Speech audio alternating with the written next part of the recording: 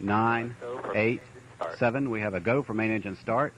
4, 3, 2, 1, and liftoff. Good evening, ladies and gentlemen. How's everybody doing tonight? I'd like to welcome to the stage the lyrically acclaimed. I like this young man because when he came out with the phrase, he went from ashy to classy. I like that. So everybody in the house, give a warm round of applause for the notorious B.I.G. The notorious B.I.G., ladies and gentlemen. Give it up for him, y'all.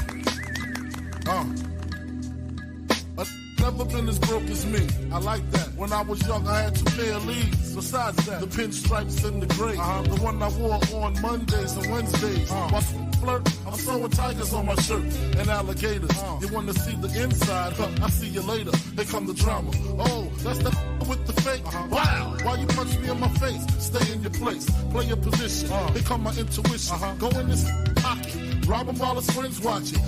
Clock it. Here comes respect. His crew's your crew, or they might be next. Look at they man, big man, they never try, so we roll with them, stole with them. I mean loyalty. Put me milks at lunch, the milks with chocolate, the cookies, butter crunch, 88, Oshkosh, and blue and white duck. Ask the Sky is the limit, and you know that you keep on, just keep on pressing on. Sky is the limit, and you know that you can keep have what you want, keep pressing what you want. Sky is the limit, and you know that you keep on, just keep pressing on. Sky is the limit, and you know that you can have what you want, be what you want, have what you want, be what you want. I was ashamed, my crew was lame. I had enough heart for most of them, long as I got stuff for most of them soft. Even when I was wrong, I got my point across. They depicted me the boss. Of course, my orange box cutter make the world go round. Plus some ain't my homegirls now. Start stacking, dabbled in packing, nickname Medina, make scenes, took my Nina. From gym class to in-glass, passed off for global. The only with a mobile, can't you see like total? Getting larger in waist and taste. Ain't no telling where this felon is heading. Just in case, keep a shell at the tip of your melon. Clear the space, your brain was a terrible thing to waste. 88 on gates, snatch initial nameplates, smoking with real life, begin to kill us. Praying God forgive us for being sinners. Help us out. Sky is the limit, and you know that you keep on, just keep on pressing on. Sky is the limit, and you know that you can have what you want, keep pressing what you want. Sky is the limit, and you know that you keep on, just keep on pressing on. Sky is the limit, and you know that you can have what you want, be what you want, have what you want, be what you want. After realizing to master enterprise and I ain't have to be in school by 10, I then began to encounter with my counterparts on how to burn the block apart. Break it down into sections.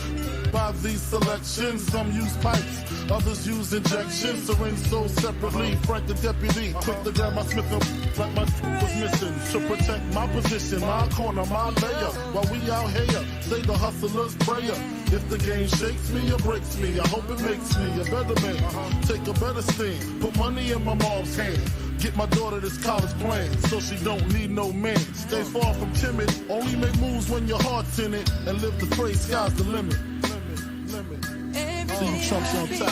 Sky is the limit, and you know that you keep on, just keep on pressing on. Sky is the limit, and you know that you can have what you want, be what you want. Sky is the limit, and you know that you keep on, just keep on pressing on. Sky is the limit, and you know that you can have what you want, be what you want. If you will keep on pressing on. Sky is the limit, and you know that you keep on, just keep on pressing on.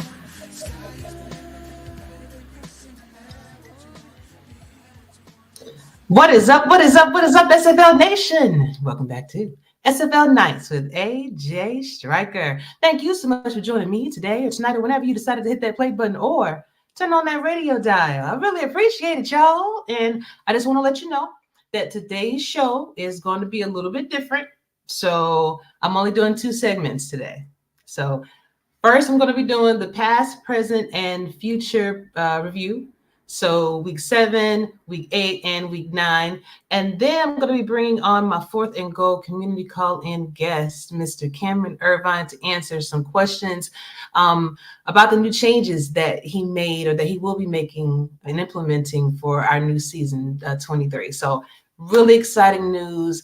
He has been on all of our content creative shows. So I'm the last stop, and so hopefully he's not tuckered out, he's not tired out, and can give us all that same great energy he gave everyone else. And we're going to have a good show today.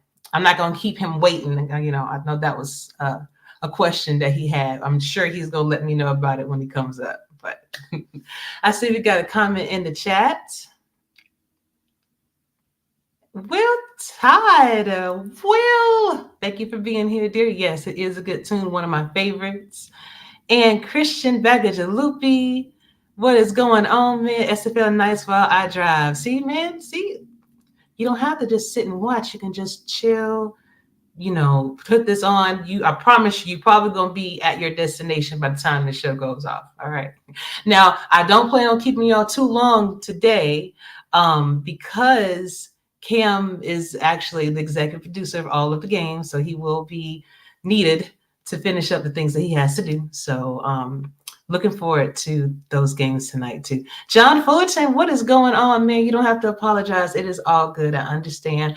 Work happens. Hopefully I'll see you next weekend, though. I would love to have you on. All right. Because we do have some things that we got to talk about, especially that just recently transpired, man. You come on. Jay Bomber in the building. Coach Jay, what is going on, man? Thank you so much for checking in, being here with us as well.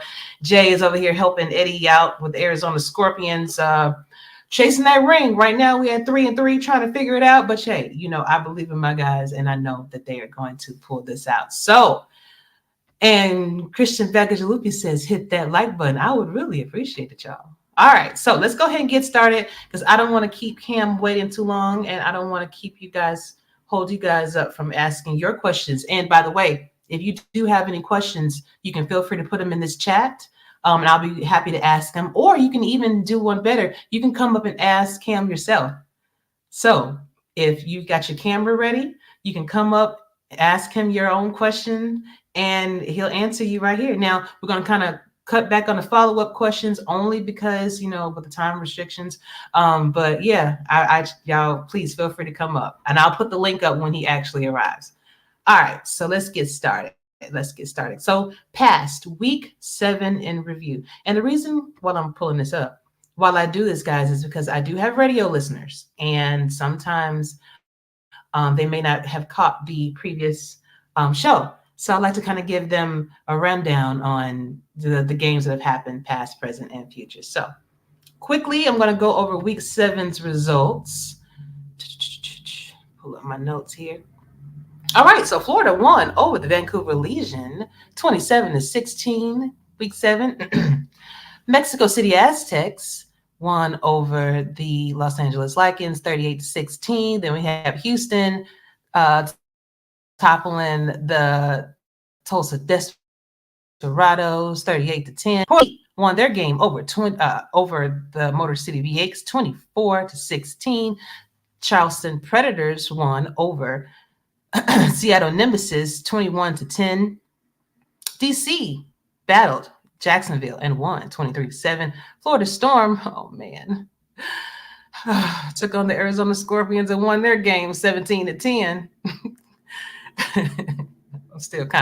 I still feel some kind of way about that, but okay.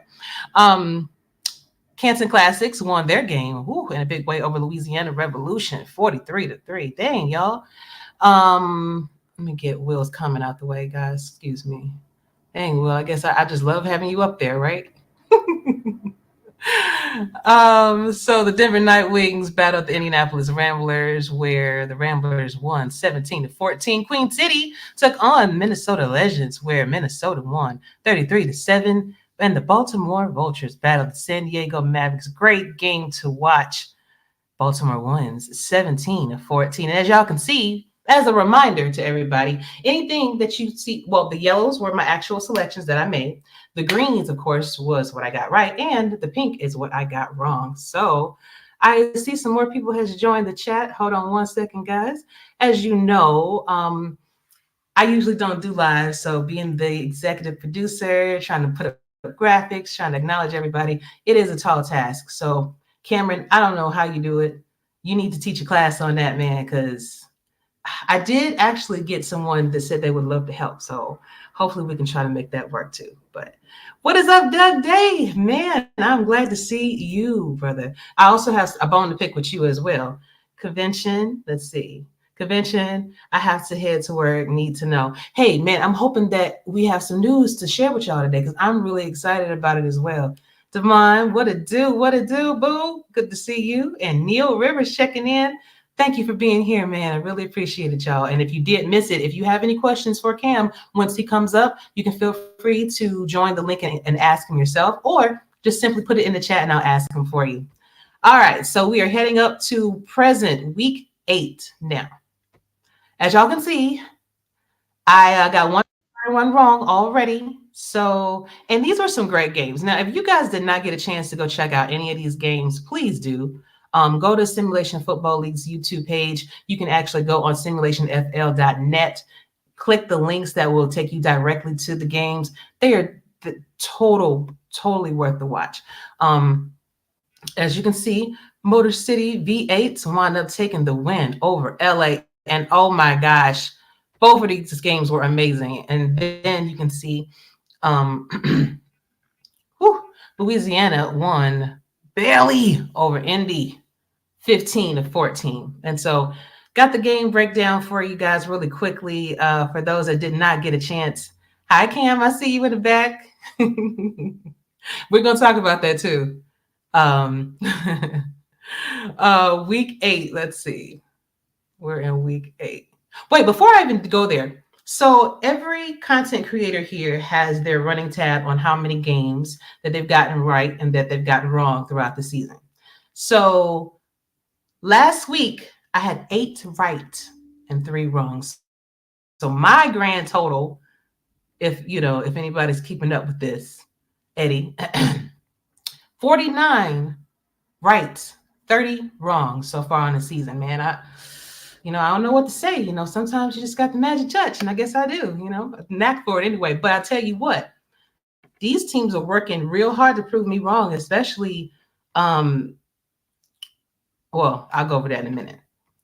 Let me pull up my notes for this fantastic game that happened over on Friday. Okay, so guys, I'm pulling my graphics back up. Cam, again, kudos to you for being able to maneuver all this stuff. All right. So the Indianapolis Ramblers took on Louisiana Revolution. Louisiana won 15-14. Indy scored no points in the first quarter, 7 points in the second and third quarters, but nothing else. Indy had 183 yards passing, 78 yards rushing, 261 yards total. Louisiana scored 6 points in the first quarter, 3 points in the third quarter. 6 points in the first and third quarters and a field goal in the fourth. Had 207 yards passing, 133 yards rushing with 340 yards total. Great game defensively. The first half ended with only 13 points scored by both teams combined. Louisiana was able to convert convert third downs, 9 of the 11 times that they attempted, compared to Indianapolis on 2 out of 7 that they attempted. Crazy ending, though. As Indy was driving downfield, they threw a pick. The defender tries to take it downfield, and Tank Bennett forces the fumble. Recovered by Chance Rawl. The Revs hold on to the ball, 35 seconds left to win the game. Man, I'm telling you, if you did not get a chance to check out that game, please do. Both of these, actually. LA taking on Motor City again. Awesome game to watch. LA was winning the game, but Motor City wound up pulling out that win, 24-21. LA scored 7 points in the first and second and fourth quarters. Had 243 yards passing, 138 yards rushing, 381 yards total. Their time of possession, they held the ball 19 minutes and 8 seconds and 2 turnovers all game. Motor City, 3 points in the first quarter, no points in the second quarter, 7 points in the third, and 14 in the fourth quarter. 237 points passing, 120 yards rushing, 357 total. They held the ball for 20 minutes, 52 seconds with one mistake.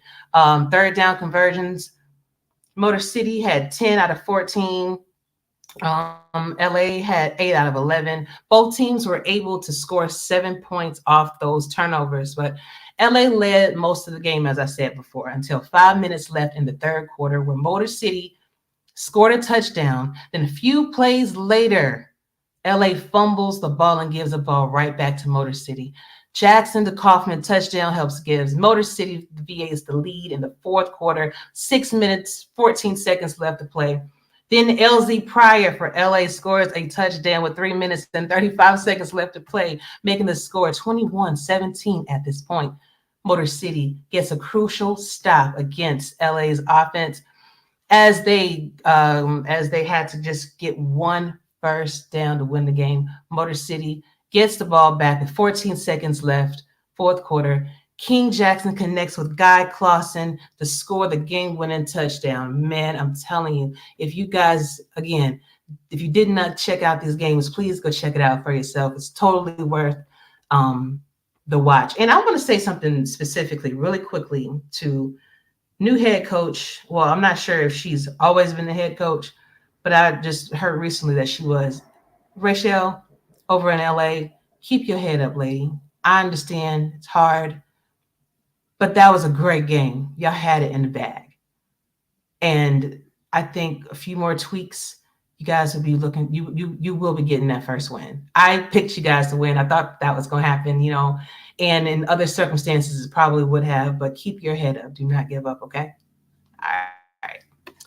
All right, so week 9. I'm only going to be doing the 2 games that we're going to be having on that Friday because I don't want to kind of take up too much time. So as you can see, my selections for week 9, Minnesota will be going against Denver Night Wings at 8 p.m. Eastern, Friday, March 8th. I'm going with Minnesota to win this game. Denver, they're trying hard. Stefan Forge over there, I know he's working hard, and I don't want to, you know, put anybody down, but somebody got to win the game, and I think that Minnesota just got a better footing right now, so I'm going with them.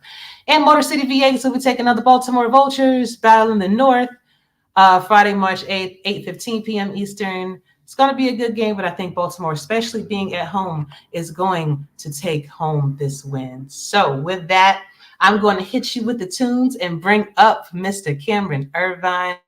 He is in the back. He is ready to go. And no, you guys are ready to have him up here too. So I'm going to take a little break.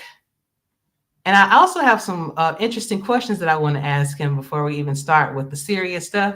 Because I know that while I'm finding my song, I know that he is an ice cream connoisseur. You know, he's the king of the cream. So I'm wondering, which delicious treat would he most enjoy? All right. Y'all stay tuned. We'll be right back.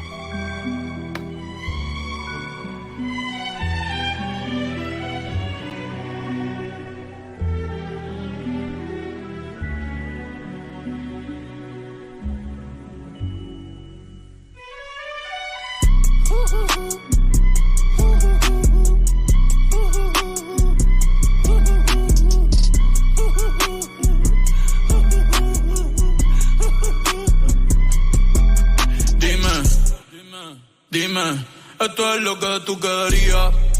Yo soy fino, esto es trap de galería. Tú eres un charro, Rocky de aquí, una porquería. Yo un campeón, Rocky Marciano, Rocky Balboa, Rocky Balbía. Tengo la ruta, tengo la vía, sí, tengo la vía. Los gastos de noche facturo todo el día. Tanta plata que me gusta que me chapen, por eso le meto a tetas al pía. Ustedes no saben lo que es estar en alta mar cuando siento cuero. Que los zapatos de mi en el cielo. Lo que tira el 500,000 en horas. Por eso tu opinión me importa cero. Por eso tú estás 101 en el top 100 y yo estoy primero. Ya no son raperos, ahora son pocateros. Más que tú estás cobrando mi barbero. En y estoy viajando en el mundo entero, ey. Bebiendo mucha champaña, nunca estamos secos. Primero llegó Verstappen, después llegó Checo. Si Pablo me viera, dirá que soy un berraco. Usted hablando mierdillo, los míos por Monaco. Bebiendo mucha champaña, nunca estamos secos. Están hablando solo, están hablando con el eco. El signo del dinero, ese es mi nuevo zodiaco. Prende un puro, la familia está en Monaco. J'avais 20 ans, je caressais le temps et jouais de la vie comme on joue de l'amour et je vivais la nuit sans compter sur mes jours qui fuyaient dans le temps. Créeme, los carros de F1 son más rápidos en persona. Sofía Vergara es linda, pero es más linda en persona. Lo que tú hagas a mí no me impresiona. Es como meter un gol después de Messi y Maradona. A ti no te conocen ni en tu barrio. Ayer estaba con LeBron, también con DiCaprio. Me preguntaron que cómo me fue en los estadios. Hablamos de la familia y temas de millonarios. Digo, multimillonario. Digo, de billonario. Hace rato sin cojones que me tiene la radio. Hace rato me quité del trap, yo se lo dejé el audio. Uy, querido diario, y me depositaron a los Grammy, nominaron. Otra vez me criticaron y ninguna me importaron. Ya sigo tranquila en la mía. Don Vito, Don Vena de los Beatles, John Lennon a mis nietos. Cuando muera les va a dejar sin terreno. A todas mis doñas las pompis en el sol. Y a mi haters un F40 sin los frenos. Pa' que se estrellen, pa' que se maten. Rojo, blanco, negro, mate. ¿Cuál tú quieres? Pa' que se estrellen, pa' que se maten. Que pa' descansen, yo sigo en el yate, ey. Bebiendo mucha champaña, nunca estamos secos. Primero llegó Verstappen, después llegó Checo. Si Pablo me viera, dirá que soy un berraco. Usted hablando mierdillo, los míos por Monaco. Bebiendo mucha champaña, nunca estamos secos. Están hablando solo, están hablando con el eco. El signo del dinero, ese es mi nuevo zodiaco. Prende un fili, la familia está en Monaco. J'avais 20 ans, je caressais le temps et jouais de la vie comme on joue de l'amour et je vivais la nuit sans compter sur mes jours qui fuyaient dans le temps.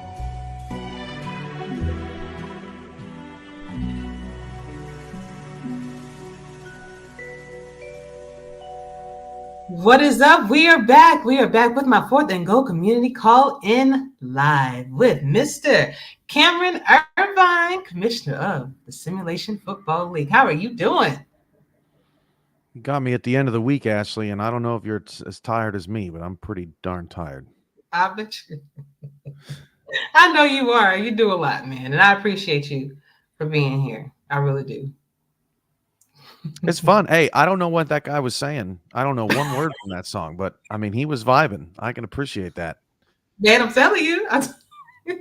It's one of my favorite songs to actually play on it, because kind of give you that energy, you know. I don't know what he's saying either, but for me, that's a sit on the beach and like play on your phone while the waves are going vibe. Like that's where it was taking me to.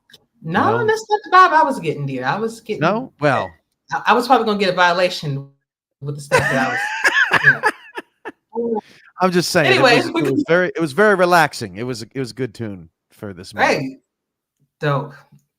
I love it, especially since you got some games that you're gonna have to get to this evening to, you know, produce and everything. So, I want to start off with something kind of light first, because, you know, you've been on everybody's show, you've answered a lot of questions, but it's one question that I have been dying to know. And you have been on my show a couple times this season, but I never got a chance to ask you about some of this deliciousness. And as I mentioned before, you are an ice cream connoisseur, you know. Mm-hmm.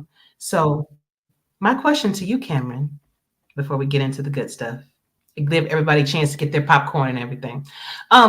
Would you try this delicious charcoal ice cream from Arizona, this delicious candy burrito over in Nevada, or this delicious chili sundae from New Mexico?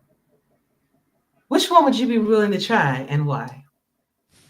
I mean, all of them, right? Charcoal ice cream? What's going on with that? Is it made from real charcoal? Yes, there's actually charcoal in the ice cream now. It's not going to taste like it, but that's at this particular is chocolate ice cream that they mix the Now we're charcoal talking in. about charcoal from like a street, like from a road. I mean, bro, I don't know where to get it from. I was just reading what the thing said. I don't know what origin. All I know is some charcoal in it. I would try all those things. First of all, spicy ice cream, don't knock it. It's pretty good. It's pretty. I mean, I don't know about that specific one. I mean, that doesn't look that appetite. But if you mixed it all up into the ice cream, maybe. After how many drinks? 0. Why? I would just what? What now? What's in that candy burrito? What is that? I mean, that's So, just ice cream and cotton candy, isn't it? so this ice cream, in this particular one, is ice cream, sprinkles, gummy bears, all wrapped up in um uh Cotton candy. cotton candy. I Yeah. couldn't think of the name. Why Yeah. wouldn't you eat that? Why that? Because that's an instant trip to the dentist. Instant. Well, you like, eat it. You eat it the week before you go to the dentist. You don't do it right after your last appointment. You do it. You do it towards the end where they're going to save you, and it can't all settle in. That's where that happens. But I will say I have to of all the times that I've been on your show, your episode 300 where you tried all the foods, I forgot one that I wished I would have said. Shout out to Cooking Conversations on YouTube. If you have never listened or watched Cooking Conversations on YouTube, this lady is the nicest lady ever. She makes my heart so happy. Have you seen this channel? Yeah, because you recommended to me actually. Yeah. She's so she on one of her videos, she tried durian ice cream. It is one of the funniest videos on the internet. She was such a good sport, and it was so funny. It was so funny, and she's a real treat. So if anybody has never gone to Cooking Conversations on YouTube, you really should watch her stuff. She seems like a really great person. She's out in California. I think she does some substitute teaching or something, but she's got a son that is hilarious. The two of them are just so funny together, and sometimes he's in her videos too. So, but yeah, durian ice cream is something I would never have, just based on that video alone. So you were going to ask me to try it, and you wasn't going to be willing to try it? Well, I was going to ask you. I should have asked you for the 300th just so I could watch the reaction. No, you got enough reaction out of me with that ice cream and soy sauce. I don't ever in my life That was a lot of soy sauce. You put a lot of soy sauce in it. That was a mistake. Anyway, we got a lot of comments. We better get started because I know you got stuff to do because we know we can do this all day. But okay, here we go. First question for you, Cam.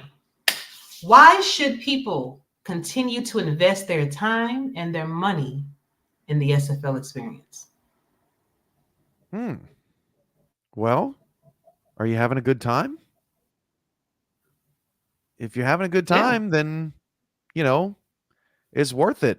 I mean, if you go to a beach and you're having fun, do you leave? Oh, maybe you're getting sunburnt, right? Like, you're like, okay, I've had enough of this, right? It's a little hot out here. But, I mean, I don't really know how to answer that. I would say it's up to the customer's individual happiness. If you're having a good time and you're enjoying yourself, then yeah, you should keep doing what makes you happy. You should keep investing time and money into a product that you enjoy. And if you don't, then it doesn't make a lot of sense to me. I mean, look, it's my job to give an entertaining product, a product that people find entertaining. But I know that not everybody in the world finds what I do entertaining. You got to like football. you got to like competition. You got to like, you got to want to make friends and, like have some sort of community element to yourself. And if none of those things are interesting to you, or if you're caught up in all the changes that we've had over the years, or, you're upset that things aren't the way that they used to be, well, I mean, I wouldn't blame you if you didn't want to invest in it anymore. It's a pretty difficult question, but I think it's pretty simple, Ashley. I mean, I'm not out here trying to convince people, oh, if you're not having fun, you just don't understand. No, if you're not having fun, you're not having fun.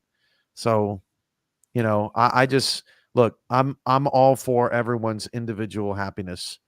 If you would be happier somewhere else without me or all of us around, because you have other, better things to do that make you more happy, that are more of a, more worth your time and money, then I say go do those things, because I want everyone to be happy.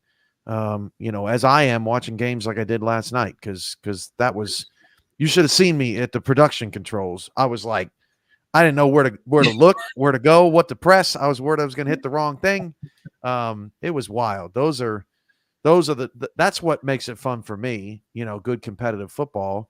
But I'm just one person. That's not what does it for everyone per se. So yeah, that's how I'd answer that, Ashley. That's a hard one to answer. I'm not here to solve all the world's problems. I'm just, if you like the product, I'm glad you're here. I'm glad you found us. Okay.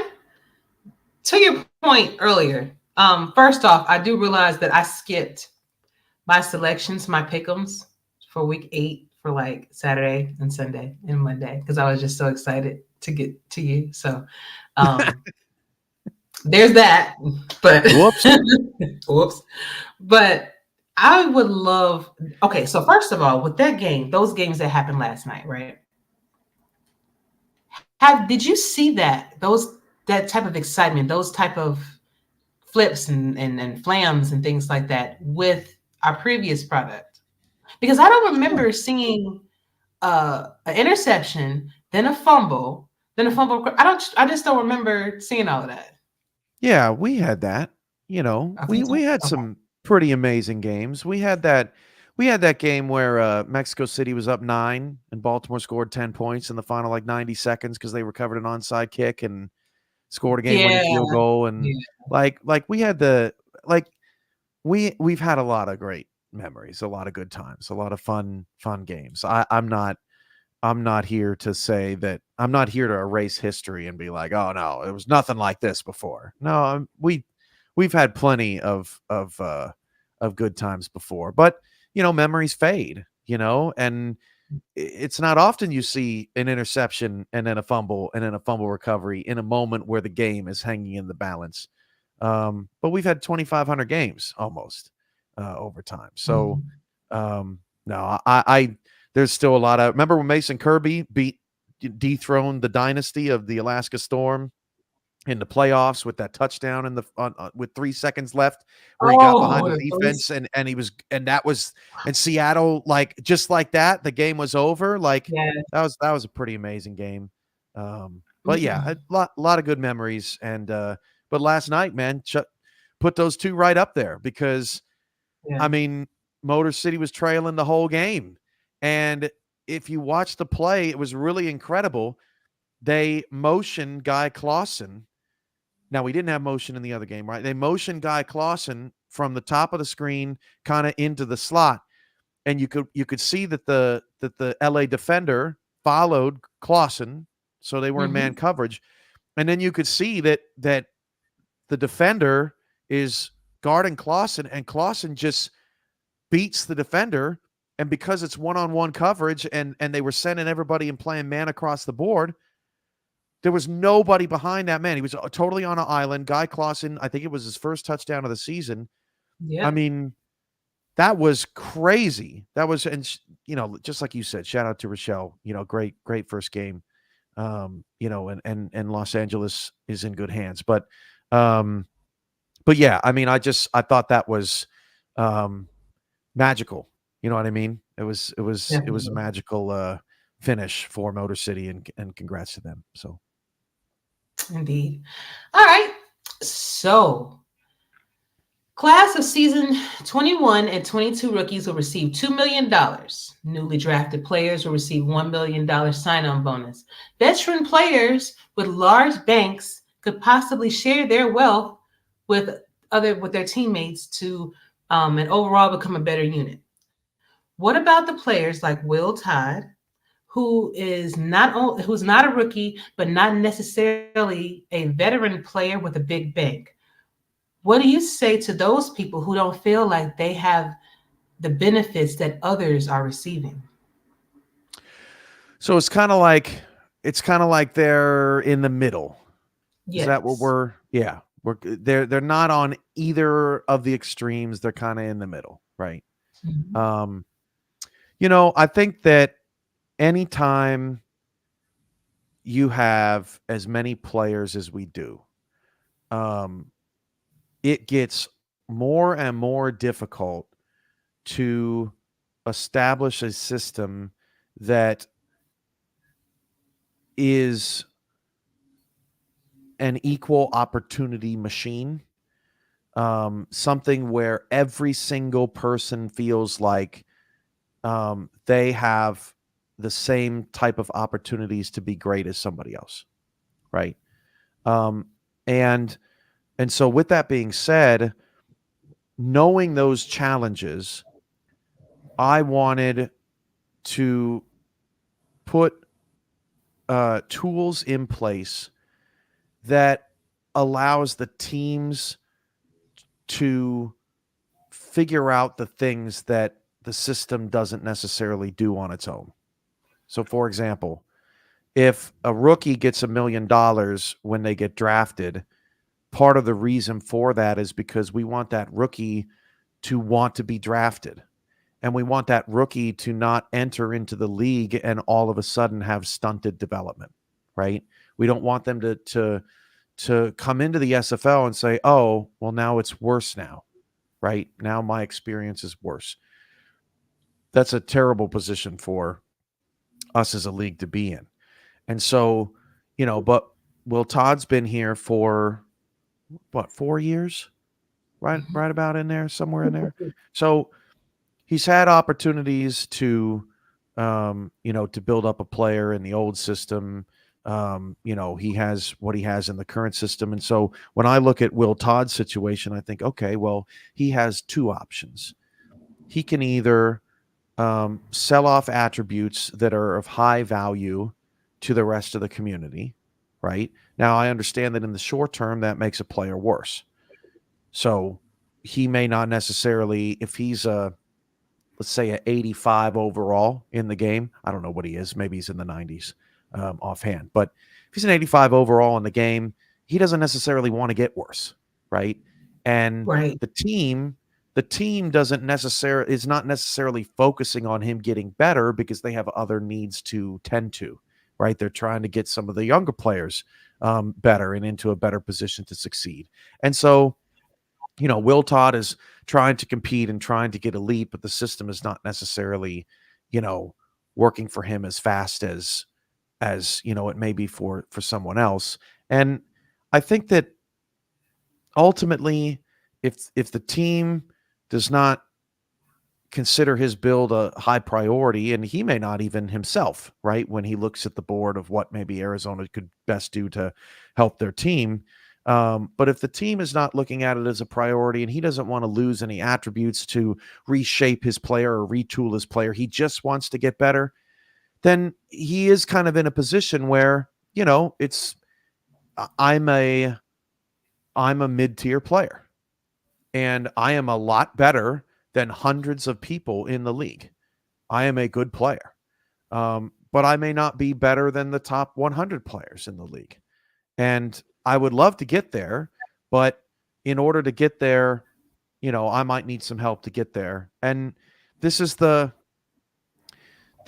problem for me as the leader of 700 people is, well, somebody has to be a mid-tier player. somebody has to be an upper elite player. Somebody has to be a lower level player, because if we're all 99s and awesome, then we run into what we ran into before. And I stress to people that when you are the same as other people, you are expendable. And I don't want you to be expendable, you know. And so in order for everyone to have differences, there's no way for everyone to have differences and all be great. It just isn't. But it's a great question, because it's one that's very difficult to answer.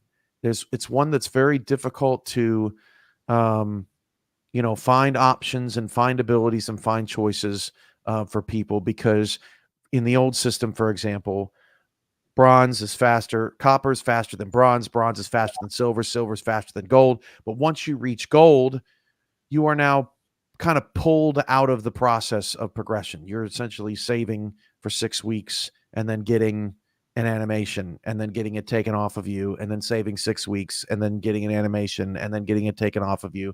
You're really not getting any better there either once you have reached a certain threshold or a certain level.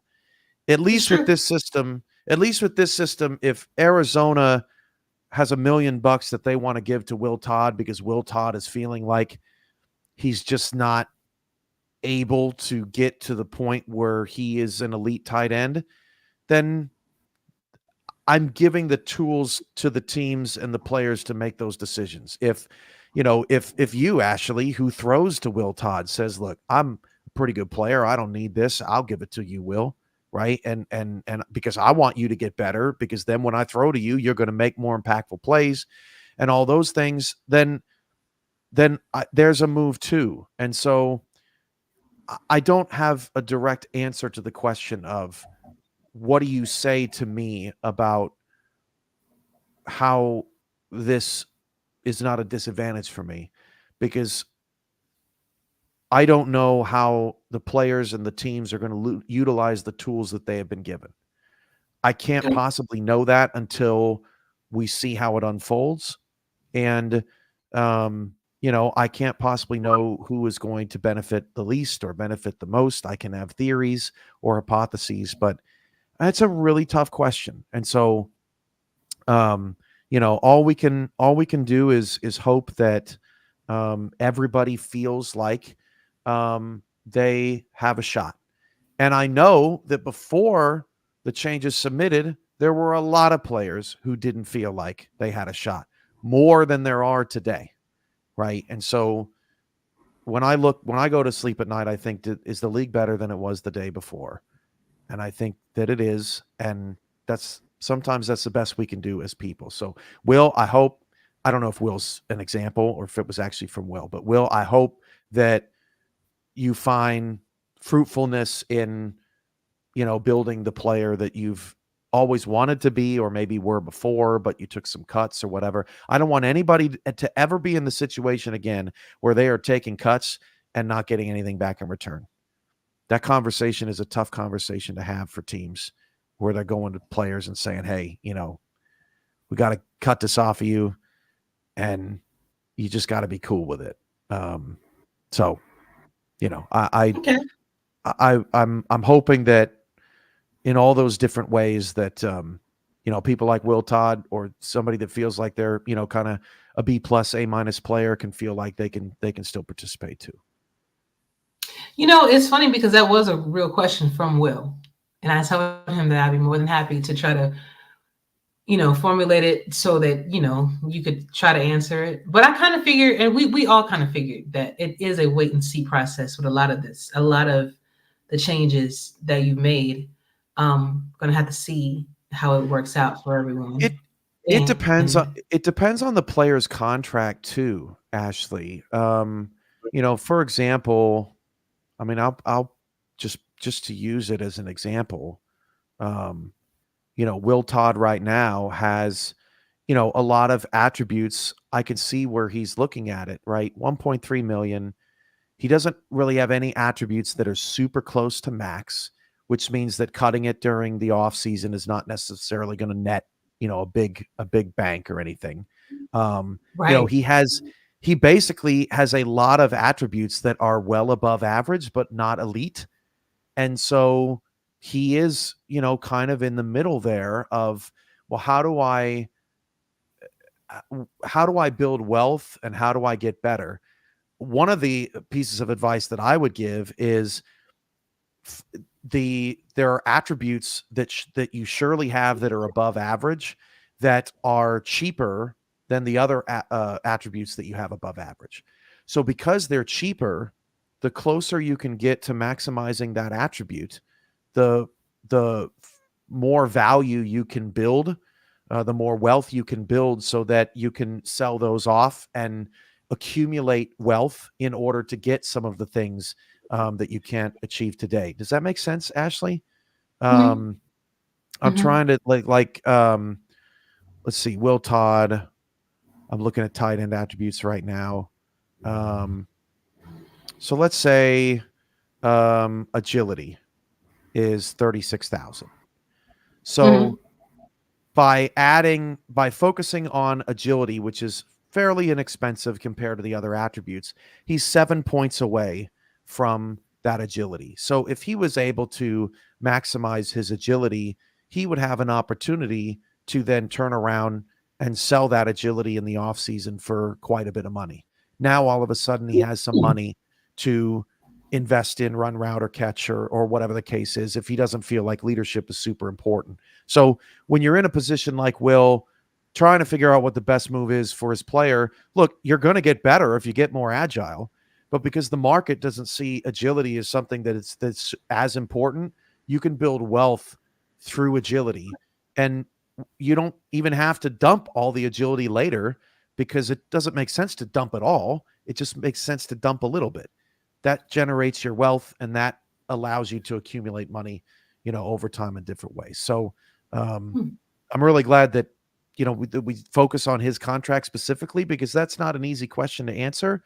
That's, if I was in that team's position, that's something that I would do. Okay. Awesome. I'm hoping that helped. I know it helped us, but I hope that they help other people that's want to listening to this podcast too.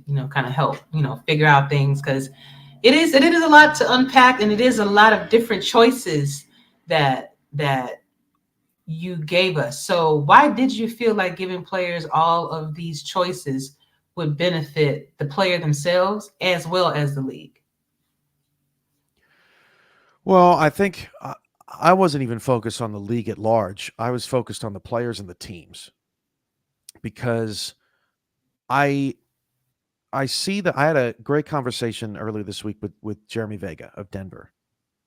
And we talked about how, the situation that he's in. And so if you think about the situation that a young team is in right now, let's take a Denver that has, 8 or 9 players that are pretty new to the SFL. Jeremy Vega is in a position where he has to close your mouth, Ashley. I can't focus. Just close it. There we go. All right. You put the still up, and you're just like, and I can't, There we go. It's much better. Where was I? I don't know. So stop laughing. You're trying to be serious here. What Denver has to have a conversation with all those players, right? They are trying to get their players to stay. They are trying to keep a cohesive unit together so that they can continue to build on what they've built and overhauled, over the past couple seasons. If I'm in Jeremy Vega's position and I have to go to a player who was drafted last season, who didn't get on the dev team this season, is not really enhancing his overall at all, is on a team that doesn't have the most talented roster in the league, so the likelihood that they win more games than not is lower, because they're just, you got to have talent to help give you an advantage. Talent and coaching and all that, like all that wrapped up together, that's what makes great teams, right? Right. So I think that if I'm Jeremy having to go have that conversation with that player and say, okay, man, I really want you to hang out another season. And the player's response is, why? Because I don't really feel like I'm doing anything, right? What am I doing here? I don't have money. I'm poor, right? Or I'm progression poor, right? I don't have funds. I don't have a way to get funds. You don't have a way to give me funds. I'm going to be stuck here forever. Just what? Doing the same thing over and over and over again. And what are you going to do about it? There's nothing you can do about it. As you know, the player saying to the team, that what can you do? There's nothing. I don't really feel like I'm going anywhere, so I'm going to dip. And Denver throws their hands up in the air and goes, how the hell was I supposed to do anything different? Right? By the way, my dog is so large, I have to take the car seats out of the vehicle so that we can put her bed in it when we go on road trips. That's why there is a random car seat behind me. Just saying. Usually I'm cropped pretty nice and tight, have my mouth closed, but yeah, the seat. I got a whole bed in mine. It's all right. Trust me. Yeah, just in case anybody's wondering. But yeah, when I think about teams in those situations, I think, yeah, that kind of sucks. That you really don't have any control and it's kind of been taken away from you. Like, I get that. I'm all for that on the field, but off the field, I want you to feel like you can do a lot of different things, with your player. And a lot of times too, some coaches will convince players, look, this is the best way to build your player. And if we're not building you this way, you're going to suck. And I don't think that's really true either. Who knows? Will Todd could max out his agility. And then all of a sudden, Will Todd's moving and shaking out there. And we're like, oh, maybe we should have done this a long time ago. Right. You never know. But when I think about Denver and I think about teams in those type of situations, whether it be their specific one or something else, I think we just need tools. We just need more tools. We don't need to speed up progression +3 every week. That's what helps keep us centered, right? So that we continue to enhance players at a realistic level. But we just need tools. And I just want to give the teams and the players tools. This has nothing to do with giving the league tools. The league doesn't gain any tools. The teams and the players get the tools to do what they feel is best to do for their organization. And I think by gaining those, hopefully, if I can't solve the problem for all 700 players, teams maybe can for their 25 players, right? Like it's a much smaller. I'm a big. If you were to ask me, like, what works better, big government, small government, I would tell you, generally, I think that the people down the street know more about what I'm dealing with than the people 5,000 miles away from me. Usually that is true and that is the case. And so I look at this system kind of in the same way. I can try to help all 700 players have a great time, or I can give teams and players the tools to use on a more micro level so that they can figure out what works best for them. And hopefully that will lead to more enjoyable progression plans and things like, okay, here's what we're going to do, and here's how we're going to build wealth, and here's how we're going to generate cash, and here's how we're going to, do this, that, and the other. Because as more players build attributes, the more valuable those attributes are going to be to sell as the market gets more and more and more of those attributes. And that's maybe what was missing in the APF era, because it's a race to the top, but we're not giving anybody any incentive to shed them, right? And so if there's incentive to shed very, very high level attributes because it can bank you money for to get more of something else, then we don't have a race to the top because selling off attributes is can be a positive as well. So how things are going to work out is obviously a wait and see, but it's all about making those conversations between player and team, which are ultimately by 100 times over, 1,000 times over, more conversations than I have with a team or I have with a player. So all the backdoor conversations that are happening between teams and players, I think those conversations are a little bit easier to have now. And I think from a customer satisfaction standpoint, I think that's pretty critical.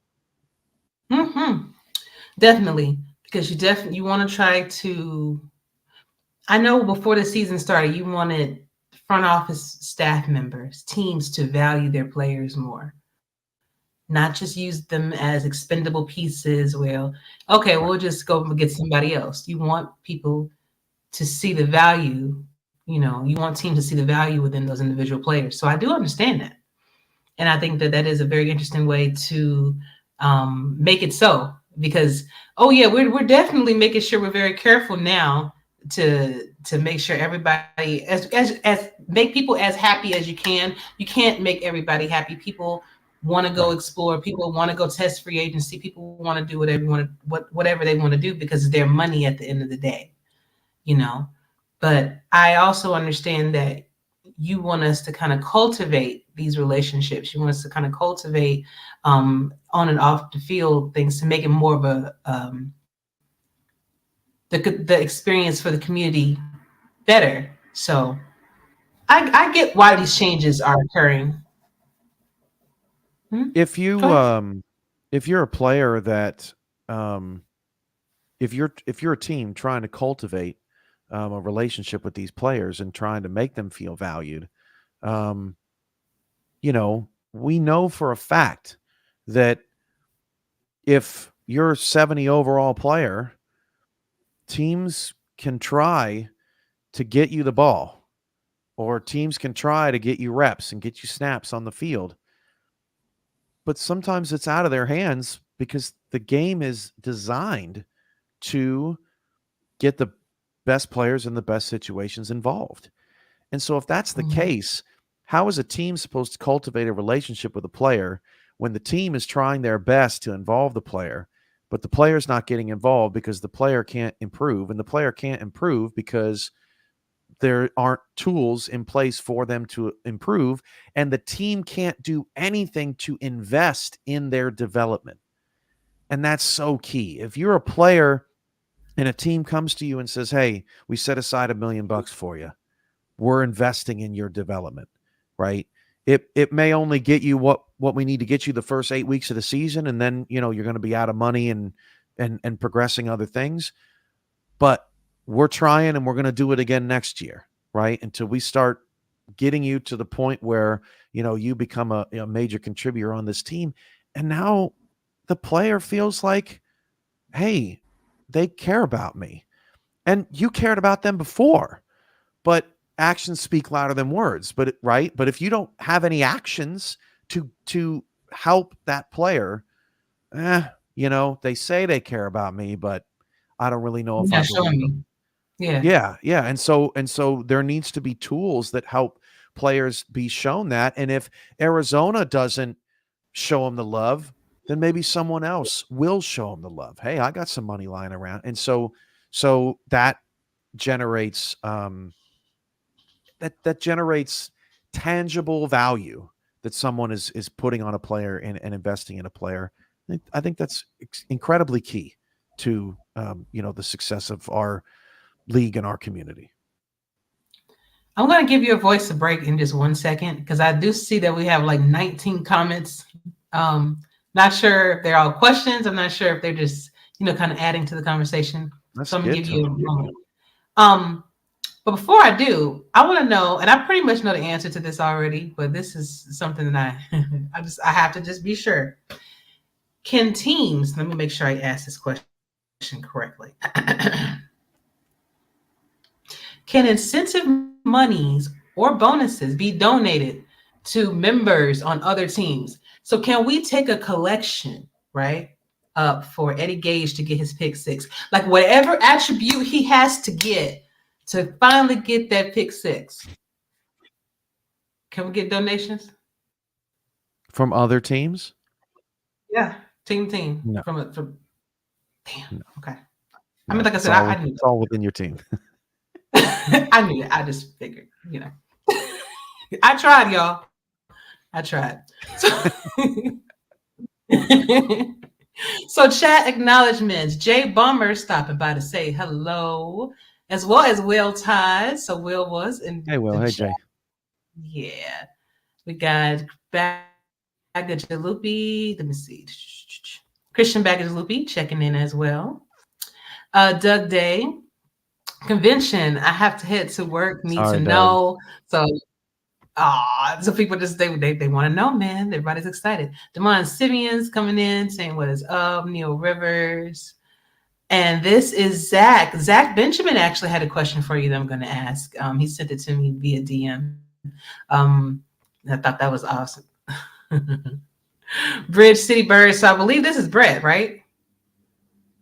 This is Brett. I think so. Yeah. What's up, Brett? Good to see you. Let's see. Trying to see if there's any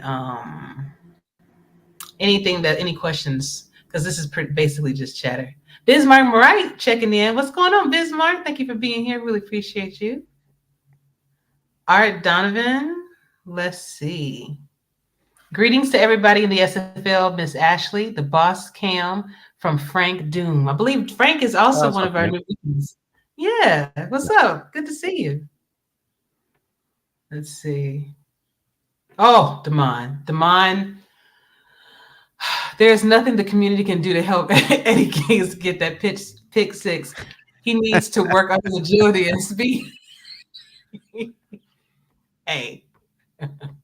And John Fulton says, how about Phoenix, Arizona for the convention? I mean, hey, that's right in the backyard, man. That would actually help. At least it's a dry heat. At least it's a dry heat. Yeah. See? If you're going to have heat, at least get the dry one. And then, I can just drive my car. Instead, I'll take a whole plane, maybe two, to get to these various destinations. Just throwing it out there. Can't please everybody. See, if this was that other show, I was going to say something, but I'm going to have you on that one. All right, back to the good questions. So let's say a rookie has played 12 games. We know now that they are required to enter the draft. What happens if they are not selected? Do you think that would present a risk of having too many rookies in the SFLM if they were not selected at that point? No, I don't think so. And if you weren't selected, you would just go back. I think it depends on every draft class. We have 4 rounds of 25, right? So that's 100 picks. If a draft class was 120 picks, right, 20 players are not going to get selected. But remember, in the past, everyone in the class was eligible. So you would have to have 120 players to have played at least 12 games, which means that you would have to have 120 players that were here in like before May, Right. And that's a lot.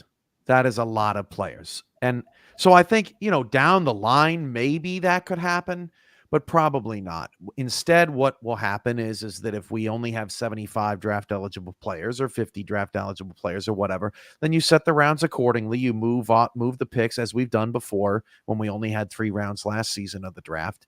You move those trades and those picks, into the next draft, and you just keep kicking it down the road until you have another 4-round draft again, and you keep things moving. So I don't think that would be.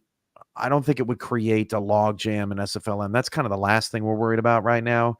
What we're more worried about is let's get these players on a 12-month draft cycle, or a 12-game draft cycle, which could even mean an 18-month, 20-month development cycle in the minors. And let's see what kind of value we're getting out of the next class. Are we getting, a 90 here or there, or some 80s, or, are we getting players that we will see make a difference? Let's not forget that it's not like we're not seeing players make a difference right now. We had 2 rookies last night in 2 games score touchdowns. Devin Lloyd, the number 2 overall pick, he scored a touchdown. And Brennan Brennanstall in the red zone, he scored a touchdown. I've seen rookies with interceptions. Tyler Highfield earlier this week in D.C., or last week in D.C., he had a sack and an interception in the same game. Rookies, even in our old system, are making a difference in ball games, but we obviously want to have rookies who can be more valuable to a team than just scoring a touchdown here or there or getting a sack and an interception. We want them to be major regular contributors, because the teams who are picking first, second, third, fourth, fifth in a draft, they need these guys. They need these teams or these players to have some value, so that it can further help assist them up the standings. So, I'm not too concerned about the minor league being flooded of players that didn't get drafted. Okay. Sounds good. Now, this was a lingering question that I saw in the Streets of the Streets Are Talking podcast with Eddie Gage and Brett Killian. I don't remember if you actually answered this question, but it was from Doug Day, if I remember correctly. And he asks, there seems to be this lingering question of selling and buying back of attributes. So what do you say to those individuals who feel like if they sell valuable attributes, that there is no getting them back? But apparently there's this thought process out there that if they sell these, that there's no way they're going to get them back. So if you sell something, we're talking about in season. We'll just do in season first. Mm-hmm. If you sell a point of agility, and agility is $100,000, you now have $100,000 in your bank, right? Right. So if you want to buy agility, it's $100,000. So you just buy it back. Now, let's say that agility goes up. You sold a point of agility for 100, and now agility is 120. Well, then you just say you get 10,000 for 2 weeks, and you can buy it back. Or you can sell off a point of something else to get, the agility back, the point of agility back, right? So I don't see now, if you give your money away, right? If you sell off your attributes and then you give your money away, and now you don't have any money. Well, yeah, you are actively saying, in the event that you are giving money to someone else, what you are saying is, I don't need this right now. I don't. I'm not interested in getting it back. I am not interested in, reinvesting back in myself, because I don't feel like I need it. I feel like a teammate needs it. And so when you give it away, you're essentially saying, like, it's fine. I don't need it anymore. When you go to Goodwill, you don't go back to Goodwill and get it back. Like, you're saying, like, I'm okay with this, with this being donated. And if you're not okay with it being donated, well, then don't give it away. But as long as you have the money that you got it for, unless the attribute takes a significant climb in price, then you should be able to get it back pretty easily, in the event that, at some point you would want to get it back. I would argue that if you're immediately trying to get it back, what's the point of selling it in the first place? But in the event of the off season, if a player takes, let's say that a player takes 1 point off of speed, and that saves 130,000 in cap space, and speed is 130,000, right? Then what the team can say is, look, you took this point off. It's 130,000. You get 65. We get 65. And if and we'll just give it back to you, right? We'll give you the 65 so that you can have all of it, because we're not going to give it to anybody else, but we want you to have all the money. And so here's 130,000. It saves us some cap space. And hey, if you change your mind and you don't want to spend it on leadership and you want to spend it on something else, well, at least you have the money now. We'll see how your player performs without it. And then if it is poor, then it gives you the opportunity to buy it back. So, I think unless there's a botched situation, right? With like, oh, here's how we think it's going to work. And oh, that's not how it works at all. And oh, we kind of screwed up. Outside of that, I don't think there's any concern, unless someone has a specific concern that, like, oh no, you're not going to be able to get it back. That's this system. If you make a cut now, if you cut a point that costs $100,000 on the market and you don't have any money, well, yeah, it's going to take you 10 weeks to get it back or more, right? Right. That's asinine. We need more players and teams experimenting and saying, look, maybe I don't need 90 pass strength. Look, maybe I do need 65 scramble, and that actually does make me a better quarterback. I don't need all this stuff. But I need money to invest in scramble, and I want to have a big bank. Maybe I'll give some to my wide receivers, right? Or maybe I'll give some to my offensive line or something, right? It just doesn't it's just at the end of the day, Ashley, it really is up to the player and up to the team.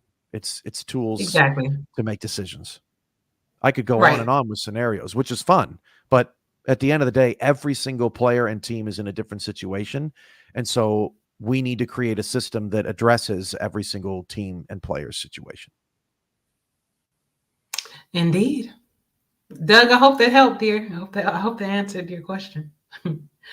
Zach Benjamin wrote me this morning at 5:07 a.m. and he wanted to know, can we have a dev team versus SFLM rookie all-star game? And so can he coach?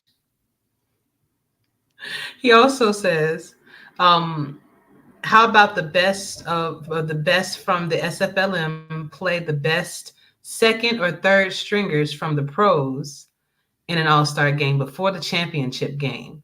Could be a cool way to introduce a few rookies no one has seen yet. So what are your thoughts on that? I mean, more content is great. It's about putting together rosters, putting together coaching staffs, putting together uniforms, putting together production. These are brand new teams we don't have. We are planning, rookie showcase games. Look, I'm never opposed to more content, but more content means more work. True. The less amount of work that is put on my plate to make the idea go. For example, Mike Daggs and Gerald Smith came to me and said, hey, we want to do a pre-week show and we want to preview all the games and do all this stuff. And it would be really great if we could do that. And I said, okay, well, what's kind of the format of the show? And they said, well, it's 30 minutes. It's right before game time. We're going to preview some of the games and make some picks. And I thought, okay, well, they're providing the content, they're providing the camera, they're providing the audio setup, the background. I don't have to do any fancy production, whatever. I can throw some lower thirds in to help preview their matchups, and I can put some logos in to help make them picks. I'm sitting here anyway on a Friday night getting ready for games. I just have to be ready 30 minutes earlier. But I don't even have to be ready 30 minutes earlier, because while they're doing their show, I can get the other game ready to go if I'm not ready already. So I can multitask, because I'm not actually producing a game. I'm just producing a show. Mm-hmm. I said, all right, sure. And here we are, right? Because the amount of value that it provided compared to the amount of work that had to be done to make it happen was extreme. Why wouldn't I say yes? So, if you need me to do 15 different things to make your vision happen, well, then you're on my dime and on my schedule. But if you don't, and you make it all happen yourself, here's the rosters, here's the uniforms, here's the thing. I just need you to hit play and get a crew together. Why not? More content. There you go. So if you're gonna be coming up with these ideas, be prepared to help. That's what you're gonna. I'm running out of hours. Looks like I have, I think, one more question for you. It looks like it, maybe one or two, but it looks like I think it's just one. So there will only be one rookie draft annually, and it will be in December. Do you think that the draft happening only once per year will have an effect on free agency? Yeah, I mean, I think it'll have an effect on everything, really. I mean, having one draft a year for me is very painful. It was a very difficult decision. I am the biggest proponent of the draft. It constantly brings in the largest amount of viewership of any, of anything all season long, right? And to Zach's point about content, well, if we don't have a rookie draft in the summer, well, then we got to fill that time with something, right? So that's a good way to look at it in terms of creating some exhibitions and things like that. So I think that everything has a ripple effect. When you put something in motion, it causes, there's causes and effects all over the league. But at the end of the day, our draft every 6 months just wasn't giving the value to teams and players, for that matter, that was necessary. I don't need players kicking and screaming, please, for the love of God, don't let me go into the pros. What? That's backwards. And I could sit there and go, oh, silly customer, you just don't understand what a great opportunity it is to go to the pros. Or I could say, it's kind of a problem that they think that way, and maybe I should try to fix it. Maybe I should try to fix that problem, because it's their player, it's their money, it's their experience, and they're not happy about it. I should fix that. And that's what running an effective business is all about. So I think it'll have an effect on free agency, because teams will be a little bit more, desperate to shuffle their rosters, especially in the summer, and there's less of a player pool out there because the draft's not coming, because there's just simply not enough value right now. Now, I think that over time, once we get players on a 12-game development cycle, I think we could bring back the draft every 6 months, because if this draft, for example, has 3 rounds and 75 players get drafted, and let's say that 20 weren't even eligible to be drafted, well, that's 12 more months of them being eligible and a whole crop of new players being eligible. So maybe that summer there's enough players who are draft eligible that have built up enough capital to where we can say, well, yeah, absolutely, we should have a draft. But because the rookie class was depleted and all of those players that left, like a lot of them probably should have remained and should have stayed, we're essentially starting from scratch. And so we know that by the time June rolls around, there is not going to be enough value there for a draft. It doesn't make sense. And so instead of telling teams, hey, come June, you're going to be able to help your roster, and then they get to June and they go, where can I help my roster? And all the players go, no, I'm not ready yet. Right. I want to stay down here in the minors. I think that's great that they want to stay down in the minors. And I think that's great that our minor league is creating a culture in which they feel comfortable, that they feel like they can compete, and they feel like they're good players. So I think over time we'll get back 2 drafts a year. But we need to build up value, and we need to learn from our mistakes. And, there were players that were drafted, that probably weren't ready to be drafted, that have suffered as a result. And now I'm trying to put you back on the path to where, hey, I'm sorry I screwed up. I'm sorry that you caught us in the middle of a transition. I'm sorry I'm not, that I'm imperfect, because I am. But here, I think this can help you. And we'll see how much help that it, can truly provide. For some, it'll never be enough. It's superstar or bust. Can't please everybody. But I want people to look at it and say, is this better than it was before? And if it is, ultimately, then we're moving in the right direction. But if it's better than it was before, but all you can still think about is the flaws or the complaints, that is just negativity poison. And unfortunately, I'm not sure that I can help people out of that negativity poison, because it's not going to matter what I do. The people are just going to continue to look at the negative side of things. That's not my responsibility. Your outlook on life is not my responsibility. I'm just trying to make things better. So I hope that it finds, overall improved engagement, overall improved, satisfaction with, hey, I feel like, I really do have a chance to progress my player and make a difference. All right. Guys, I put that link in the chat because I'm going to ask Cam the last question. So if you do have a question, if you do want to come up and ask your question, we can take a couple of you before he has to go. But I just put that in there just in case anybody wanted to come up. All right. If all the shows you've watched, if somebody missed something that you wanted to ask, this is probably a good time to do it. All right. So last question.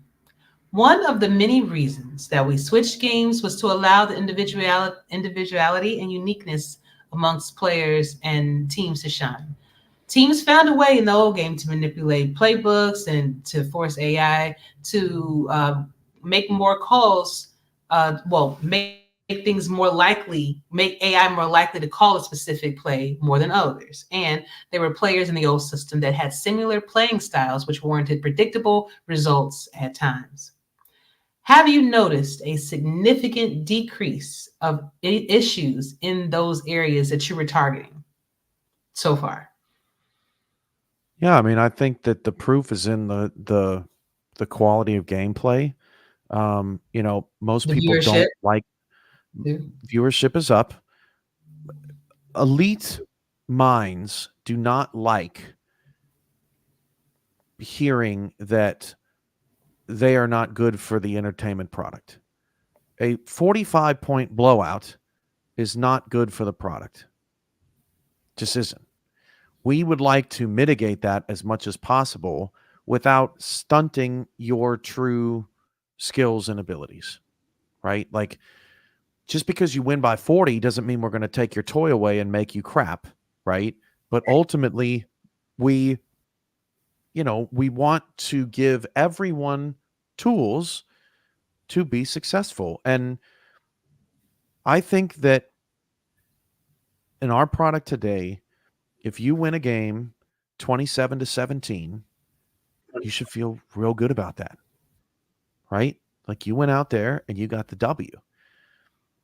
This is not college ball, FBS versus FCS, where it should be, 56-10 all the time. Like, that's a brutal watch. Nobody shows up to those games. Nobody watches those games because people want to see competitive football. People want to be entertained. They want to see something exciting. The Monday night game between Baltimore and San Diego was exciting. That was amazing. It was a great game. And the viewership proved it. So I think that if a lot of those things were happening, similar player builds and similar playbooks and the same teams calling the same plays over and over and over again, I think we would see the viewership go back to what it was a couple of seasons ago. And we just happened.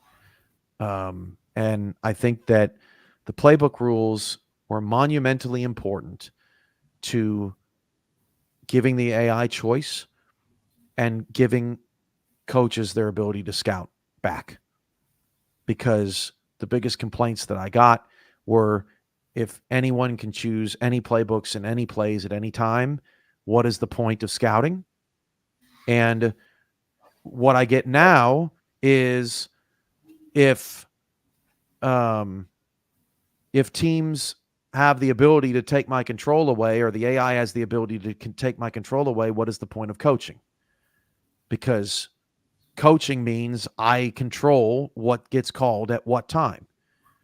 And I'm sorry, that was your vision. It was never mine. And they want to win by 30 because they think that they're 30 points better than you. And nobody cares. Nobody cares if you're 30 points better than you or better than somebody else. You should win the game, but we're not here for you. We're not here for your vanity project. We're here to watch some good football. And if you win 27-17, you should feel good about it. Right? Because they had every opportunity to beat you, and you beat them. That's a win. You won the game. Congratulations. I think we've seen a significant decline in some of those exploits. Now, teams are always going to search for advantages. Teams are always going to search for, the best method to build victories and to win games. But our job as a league is to say, does this fit with our vision? B, has someone created an advantage that is impossible to counter? Right? Does the AI have every possible choice to make to get out of this, or are you taking the AI's ability away to counter what you are doing? Right? And if we see that that's not happening, then all it is an advantage, not an ultimate advantage, not an overpowered advantage. But teams are going to have advantages and disadvantages all the time. There is no way to take away everything, because then we're all just sitting around watching a bunch of random crap, and that's not interesting. There is a balance there. Depending upon who you ask, will depend on if they believe that the league is currently has the correct balance or not. That is going to vary based on opinion. All we can do is create a product that we feel like the consumer is entertained by. And the proof is in what we've seen so far this season. I think that the product is more entertaining, but that is just my opinion. And if there's a coach or a team out there that does not share that opinion, there is nothing I can do about that. There is nothing I can do about that, because before, in the old system, there were teams that left because they didn't think that it was entertaining, and they didn't think that it was, worth their time or worth their while. Just like we said earlier, Ashley, it is impossible for me to make everyone happy. And if you are on the short end of the stick of not being happy right now, I promise you there are other people on the total opposite end of the stick that are loving every second of this. And vice versa. It's been that way for 11 years. I can assure you. Just check my DMs. Because that's what I get. My DMs are full of people who are unhappy and people that are happy. It's about 50-50, and it has been for as long as I can remember. That's just how it goes. We have to stick to our vision, and I believe that our vision is being executed right now in the way that we've always seen it. So I hope everyone is enjoying the season in the same ways that I've enjoyed it so far. Okay. Great. Any convention news? Anything? Nothing I can share. I'm sorry. We played phone tag on Friday, and we just couldn't get it done. So, give me his number. Give me the number. I'll call him. I'll get it done. Her number. I'll write a letter. Why are you gonna assume it's just a man, Ashley? Or whoever it is. They give me the number. If all you need is a signature, I can get you that signature. Well, she's not working on the weekend, Monday through Friday. I'll find it. I'll find a way to get that signature. That's what I can never guarantee anything, but I am almost sure that now that the progression stuff is out, now that some other testing is concluded around the league, I can almost guarantee that convention news will be out next week, because that is now moved to the top of the list of things to check off the list and get accomplished. So I would, and we have a deadline to meet actually off site, because we're trying to reserve something that we haven't done before. Okay.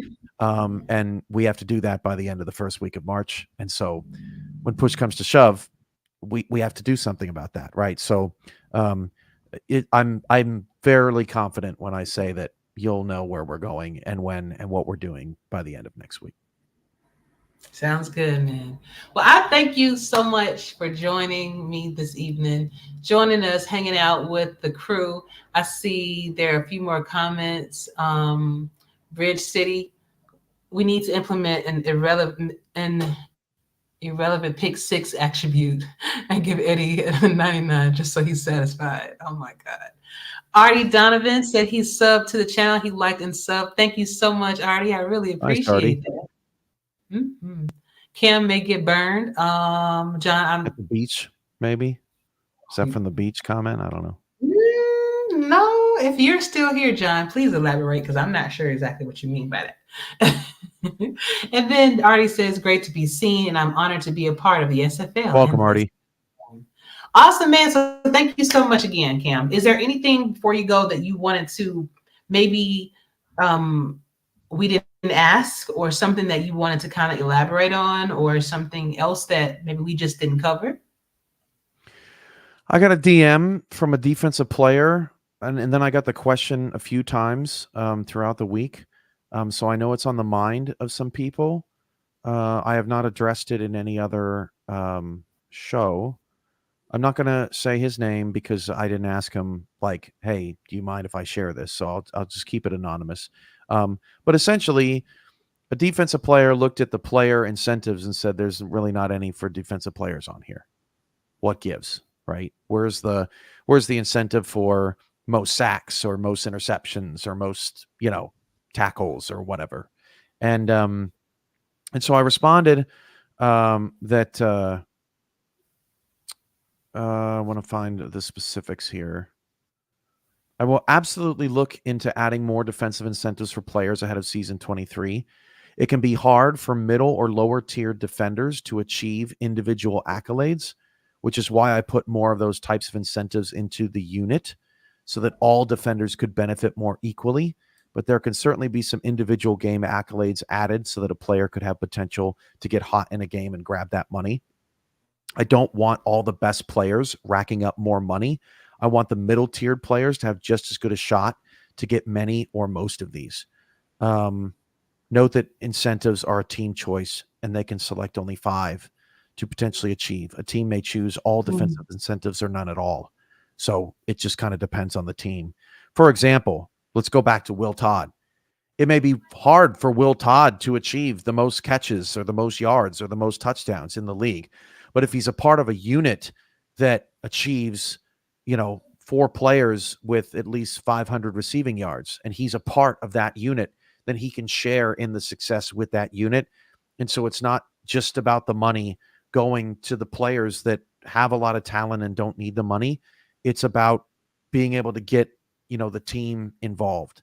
And from a defensive perspective, the odds that a player with a lower value, because the player has to be identified by the team, right? The odds that a player with a lower value actually achieves those things and the team invests in them achieving those things are pretty small, right? If a team is going to choose an incentive of player leads the league in sacks and they have to declare a player, well, they're probably going to declare their best player, right? Minnesota would declare Max Knight. Arizona would declare D.D. Sacks. Arizona's not going to declare their 4th highest ranked defensive lineman because the odds that they win that award are lower than the odds that D.D. Sacks wins that award. And so because of that, I tried to make more of those things unit-based instead of individual-based, because the whole point of incentives is to get money to maybe some lesser fortunate players. In the NFL, Patrick Mahomes doesn't need incentive money because he gets all that money guaranteed because he's already proven himself. Incentives are usually built for NFL players who have not proven themselves or need to prove themselves. And so we try to create a similar incentive system for our league as well. The nice thing about the incentive list is it can always change. It can always be adapted. It can always be adjusted. There's not, we can add things at any time. We can play around with that list and add new and different things with very minimal impact to the system at large. And so that can constantly be in flux and constantly be tweaked. So we'll see how it goes. I don't know which incentives teams are going to pick. I don't know if it's going to be easy to hit these incentives. I don't know if it's going to be super hard to hit these incentives, and we have to kind of, drop it down to where, it becomes more of a storyline. I don't know. But I did want to bring that up because a few defenders had pointed that out correctly. Like, hey, kind of seems like we got the shaft. I wanted to explain a little bit of why I did it the way I did in trying to get them, involved. But ultimately, I think having an incentive of, have 2 picks in one game, I think that's cool, right? I think that gives a chance for a player that may not be as good of a player, but may just be in the right situation and the right game plan at the right time to be able to hit that mark. And I think that would be fun. So yeah, just I wanted to touch on that because it's a question I got often and hadn't really discussed yet. I'm glad that you mentioned that because I think you told me about it, and I meant to add that to the questions that I have for you today. So I'm glad that you kind of have my back. Maybe you should be my co-host. Maybe you should come on and join SFL Nights. Come hang out. You don't have to do the work. I'm doing all the work. Well, I mean, that's true. But man, sometimes you can talk, you just never stop talking. And the show goes on and on and on. And you mean like Brett? I had to throw that in just because it's here. Just because it's here. No, obviously I talk a great deal. And that's we knew that already, man. We already knew that. We know that. That's why this show, hour 36 minutes, I literally spent 15 minutes talking. I know. Sorry, everybody. You came for Ashley this week and I hijacked the show. No, but for real. Thank you so much for just taking the time out to listen to people and to literally try to make a difference in the community. Because if you go to some other Discords, if you try to join other leagues, they're not going to take as much time and effort as you have in trying to provide the best quality product. I mean, some will, but you literally have dedicated your entire life to this for 11 years plus. Listen, I'm trying. And I still get DMs of people that have nothing to say to me except negativity. I don't know what to tell you. I'm giving it my all. I'm giving it my best shot. There is not a single league on this entire planet ever in the history of video games that is where we are today. It is very easy to run a league with 100 people in it. I know because I used to do it. And that was when I was much younger and much more of an idiot. This is not easy. The more people that get involved and engaged in a community-oriented product, the more complex everything becomes. You will see people come and go. You will see change occur. It has nothing to do with the league's health. The league is incredibly healthy right now. And we are in a position to, continue to deliver a product to you, the player, coach, team owner, all that for many years to come. We are not going anywhere. So I'm looking forward to continuing to build on what we've built, Ashley. Indeed. John Fulton says, hard work, dedication, and longevity. Love this league. And Jay Bomber says he can't wait for the convention. And Will Todd says, thank you, Commish. So thanks, Will, for the question. It was the best question of the day. It's hardest to answer. Those are the best ones. Love it. They are. Well, yes, indeed. Yep. Yeah, we try. We try to make you think around here. No softball questions. As I have been known to give. Well, except for the ice cream one.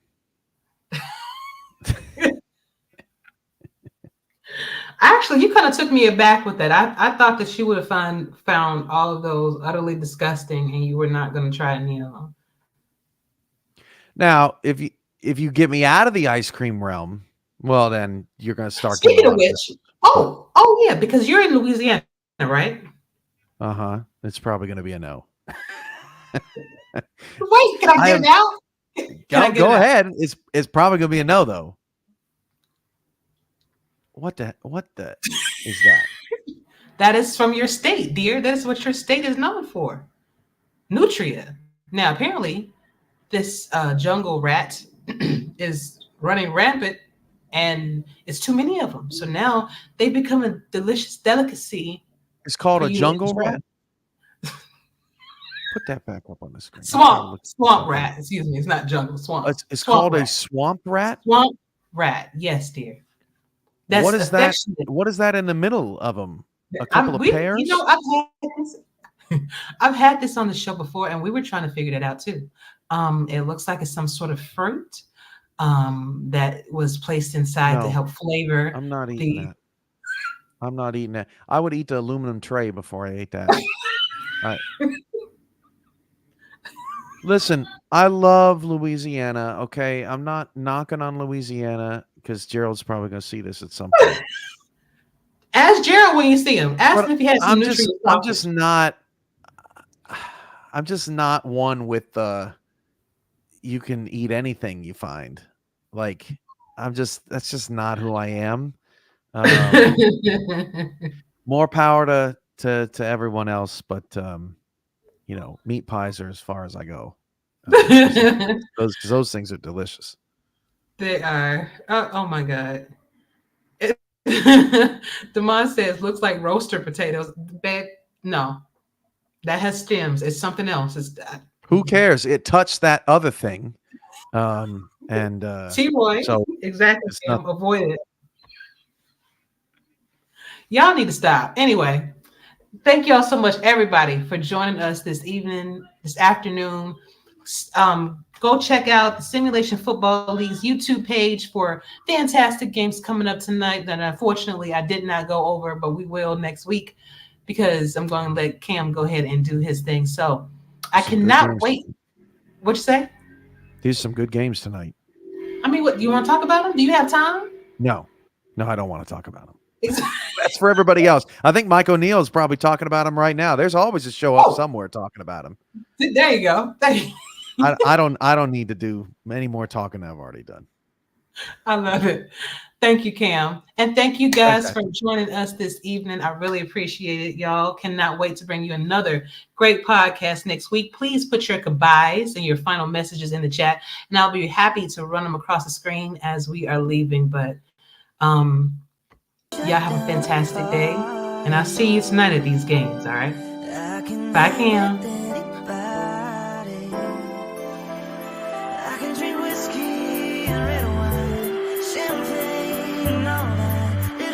On the racks and I'm fine. But when I taste tequila, baby, I still see you putting up the Florida sorority t-shirt, the same one you wore when we were sky high in Colorado. Your lips pressed against the bottle, slamming on a Bible, baby, I never leave you. I remember how bad I need you when I taste tequila. Tequila, I can kiss somebody brand new, and not even think about you. I can show up to the same bar, hear the same songs in my car. Baby, your memory, it only hits me this hard when I taste tequila.